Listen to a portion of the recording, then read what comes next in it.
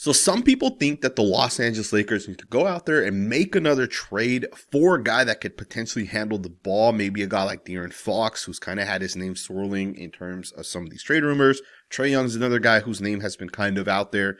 Should the Lakers go out there and make one of these moves? Given the most recent update that we just got of Gabe Vincent, Shams tweeted this yesterday while the Lakers were playing against the Portland Trail Blazers. He put it out there saying that the Lakers guard Gabe Vincent is expected to miss 2 to 4 weeks after undergoing an MRI on his sprained left ankle, sources tell him. And yesterday, if you guys did not know this, Gabe Vincent also was seen with a boot on his leg. He had crutches, and he even showed up to the arena, same thing, right? Boot, crutches. And some people are saying, the 2 to 4 week injury timeline is not accurate, right? People are saying that there's just no way, based off of what it kind of looks like right now, this guy's going to be back within that 2 to 4 week time frame. And historically speaking, the Lakers have not usually met those timelines, right? If we're being honest, usually when you say it's 4 weeks, it ends up being like 5 or 6. And I think even in this situation here, the Lakers have to realistically think about it. We saw what happened yesterday against the Portland Trail Blazers. The Lakers just didn't have guys that could actually handle the ball. One of the things that I saw in yesterday's game with the Lakers is turnovers. Guys weren't able to handle the ball. Guys were struggling. And they didn't really have a clear, consistent answer outside of Austin Reaves. And here's the thing.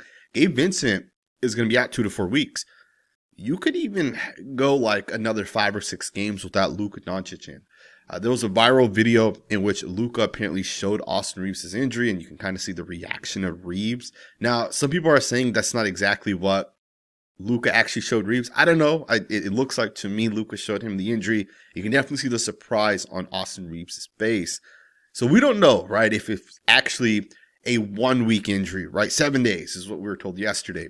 We don't know if that's 100% fact. Some people think he can miss even more time. And if that's the case, how many games do you play without a second true ball handler? And maybe Marcus Smart comes back, but I'm not 100% sure if even he can handle the ball and run the offense like the Lakers might need, right? Marcus Smart missed a lot of training camp. So I think for the Lakers, does it make sense to go out there and say we're going to trade for another guard? I don't think so, right? I'm holding on that one. I'm pumping the brakes on that one. I think the Lakers will be okay, but they do got to make some adjustments. They do got to figure some things out, and some guys have to step up. And maybe it is Marcus Smart who could technically be back. Yesterday, JJ Redick actually said he was hopeful that the Lakers will get both Marcus Smart and Jackson Hayes back for the coming road trip, but we'll wait and update tomorrow about their status. So we'll see if these guys ultimately come back. Yesterday, just watching that game, one of the things that I had felt was there was no clear-cut number 2 guy to handle the ball. And when I looked at some of the advanced stats earlier this morning, check this out. So Reaves had 88 total touches, while Vanderbilt, Rui Hachimura, Jake LaRavia, as well as Dalton Knecht, all were right about the 45 touch mark. And here's the thing with that. What that tells me is none of those 4 guys were truly comfortable having the ball in their hands. Because if you guys looked at the last game that Luka was healthy, for example, Luka had touched the ball 85 times, Reaves 80, and no one else above that 30 touch mark. So Luka and Reaves basically handled the ball most of that game, while most recently against Trailblazers, that was not happening, right? There was no real true number 2 guy. So guys were kind of trying to figure it out, and I think it also kind of led to some turnovers. 23 total turnovers for the Lakers. Of course, 8 of those did come from Austin Reaves, but to understand, back-to-back nights. He had 50-plus points the other night, and then he even put up 41 yesterday, which was phenomenal by Austin Reaves. But he did have the 8 turnovers. Rui had 3 turnovers himself. Knecht had 2 turnovers. Bronny James had 3 turnovers. So they couldn't really get into that rhythm where they knew which guy was going to be like that number 2 option. So I think the Lakers have to figure it out. And truth be told, even JJ Redick said this last night. He said the following. He admitted, apparently, the Lakers' lack of ball handlers made tonight tough. So we'll see if the Lakers can kind of make some of these adjustments. Maybe they get a guy like Dalton connect the ball more, right? Maybe they trust him to handle the ball. Jake LaRavia, maybe he handles the ball a little bit more. I feel like when I watched LaRavia, when I watched his tape while he was with the Kings, I felt like he handled the ball a lot more than kind of what the Lakers had him do yesterday. And I understand, roles change as guys go down. So obviously the Lakers will have to kind of figure out what they want to do as a roster, which guys they want to get a little bit more playing time to. They've also, they tried multiple guys in multiple different roles. Never really worked out, but they only had like 7 true guys that could come in and really play. But they will have to figure it out, right? Luka Doncic could easily still miss 5 or 6 games, right? Depending on how you look at this. And I want to just share with you guys something that Jovan Buha had to say on his podcast. He said the following, and to me this is interesting. He said, now the question is going to be technically 1 week from today. That covers 4 games. And then they play Miami on that 5th game next Sunday. And then they have a back-to-back against Portland again, going to Portland on Monday. So I don't yet have clarity as to, is it going to be 4 games, 5 games, or 6 games? Luka could easily end up missing those back-to-back games as well. You could easily end up missing 6 or even 7 games if you really think about it. So that could be 7 games where we know for a fact Gabe Vincent's not going to play in those games. So you're looking at 6 or 7 games. Like, if the Lakers played the way they played yesterday, they're going to lose a lot of those games, right? So they're going to have to truly, truly figure it out and truly understand who's going to be that guard. Now, could they make a trade? It is possible, but I think it would be a mistake to say, hey, we're going to revamp the entire roster and make this massive blockbuster trade at this point. It just does not make sense. There's cap issues that are going to arise as well as we kind of go forward. We don't know how much longer LeBron will be here. Will he sign another 1-year contract or an extension, I should say, at the end of this season? If you want to bring Austin Reaves back based off of how he's played, he's going to want a lot of money as well. So the Lakers will have to figure it out. I think they will. And I want to wrap it up, and I want to talk about some of what we did see yesterday against the Trailblazers. I definitely felt like some guys flashed and some guys looked good.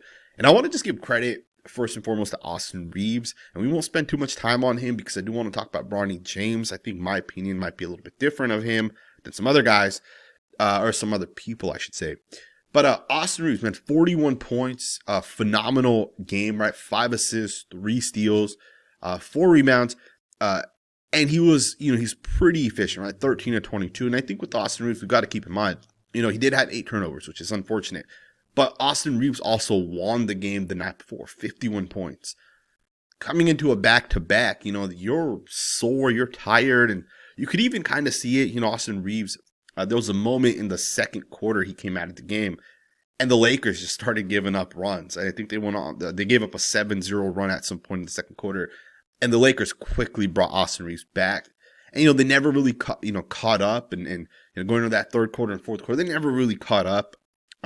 But part of that was when Austin Reaves kind of came out. And again, it's a very hard thing to do back-to-back nights, do what he did the first night. And even the second night, he had a pretty good game offensively.